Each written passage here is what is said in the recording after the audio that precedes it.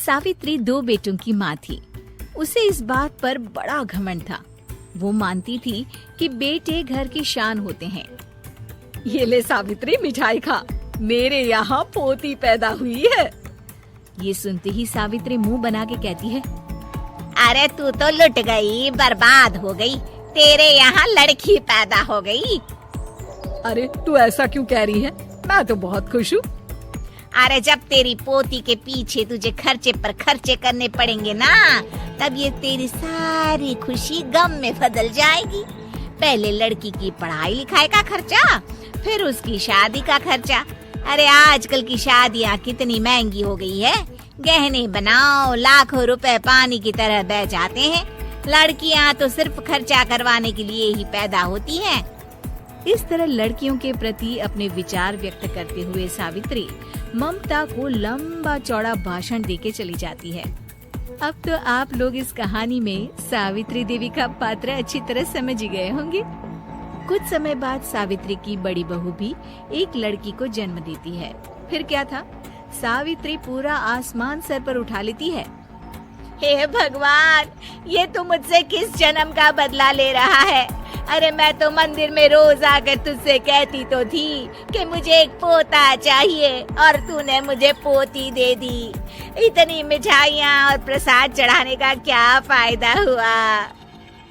तभी सावित्री की बहू निशा कहती है, क्या माँ जी, आप भी इतनी सी बात पर नाराज हो गई हैं? देखिए तो आपकी पोती कितनी सुंदर है, बिल्कुल आप पर गई है। अरे चुप कर, तुझे 9 महीने इतने महंगे महंगे काजू बादाम फल फ्रूट खिलाने का फायदा क्या हुआ? मेरे तो सारे पैसे बर्बाद हो गए। ये सुन सावित्री का बड़ा बेटा अजय कहता है, माँ, तुम सिर्फ नाम के लिए 2020 में रहती हो। असल में तुम्हारा दिमाग सैकड़ों साल पुरानी सोच रखता है। आज के जमाने में लड़का और लड़की में कौन फर्क करता है?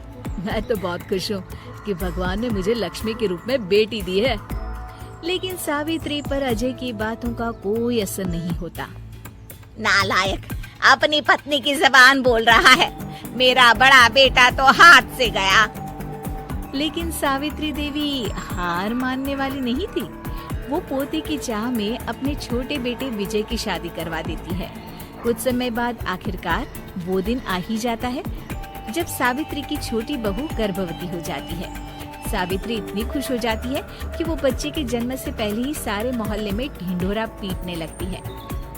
ये क्या सावित्री, तू तो पोते के जन्म से पहले ही मिठाई बांट रही है। पहले पोता पैदा तो होने दे, और फिर क्या पता अगर पोते की जगह पोती पैदा हो गई तो। ये सुन सावित्री चिढ़ जाती है। अरे अपनी काली ज़बान मत चला। मेरी मिठाई खा के मेरा ही बुरा सोच रही है। बड़ी आई, ला मेरी मिठाई वापस कर। देख लेना, इस बार मेरे यहाँ पोता पैदा होगा, पोता। लेकिन ठीक इसका उल्टा होता है। सावित्री की छोटी बहू भी एक लड़की को जन्म देती है। सावित्री फिर से रोना धोना शुरू कर देती है और अपनी छोटी बहू को कोसते हुए भला बुरा कहने लगती है। देखते ही देखते ये सावित्री की रोज की आदत हो जाती है। एक दिन उसकी इस आदत से परेशान होकर विजय अपने भाई अजय से कहता है, भैया, माँ खुद एक औरत होकर हमारी बेटियों को पसंद नहीं करती, उल्टा उन्हें रोज कोसती रहती है। मुझे माँ की यह आदत बिल्कुल पसंद नहीं आती। अरे तू ठीक कहता है, मैं भी अब माँ से तंग आ गया हूँ। अच्छा, तो अब तुम दोनों इस तरह पीठ पीछे मेरी बुराई भी करने लग गए हो? नहीं माँ, हम चाहते हैं कि घर में शांति बनी रहे। हमें हमारी बेटियाँ बहुत प्यारी है। मैं नहीं चाहता कि वह तुम्हारे ताने सुन सुन कर बड़ी हो, और इसीलिए हम दोनों ये घर छोड़कर चले जाएंगे। हाँ माँ, मैं भैया की बात से सहमत हूँ। जब तुम इस घर में अकेली रहोगी तब तुम्हें अपनों की कीमत का एहसास होगा। अपने दोनों बेटों के मुंह से अपनी माँ के लिए इतने कठोर शब्द सुन सावित्री भावुक और रुआंसी होकर कहती है, क्या सच में तुम दोनों मुझे इस घर में अकेली छोड़कर चले जाओगे? हाँ माँ। हाँ माँ, अब पानी सर के ऊपर जा चुका है। मैं तुम दोनों के बिना नहीं रह सकती। अपनी सास के आंसू देख अजय और विजय की पत्नी अपने पतियों से लड़ पड़ती है। अरे जिसे जाना है वो जाए, मैं माँ जी को छोड़कर कहीं नहीं जाने वाली। बहुत भाभी, आप ये क्या कह रही हैं? वही जो तुम सुन रहे हो, दीदी बिल्कुल सही कह रही है। हम बेटियों के संस्कार हमें सिखाते हैं कि सास माँ समान नहीं बल्कि माँ ही होती है और उस माँ की जिंदगी भर सेवा की जाती है। बेटे अपना फर्ज भूल सकते हैं, लेकिन बेटियां नहीं। आप दोनों शौक से जा सकते हैं। माँ जी, हम दोनों के रहते आपको किसी बात की फिक्र करने की जरूरत नहीं।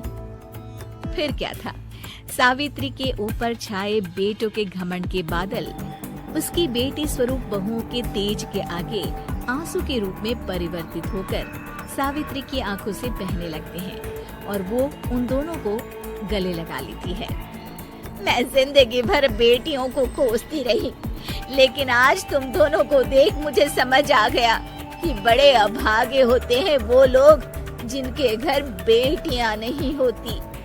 ऐसी ही रोचक मनोरंजक कहानियाँ देखने और सुनने के लिए हमारे वीडियो को लाइक करें, दोस्तों को शेयर करें तथा हमारे चैनल बचपन पैम्पर को सब्सक्राइब करें।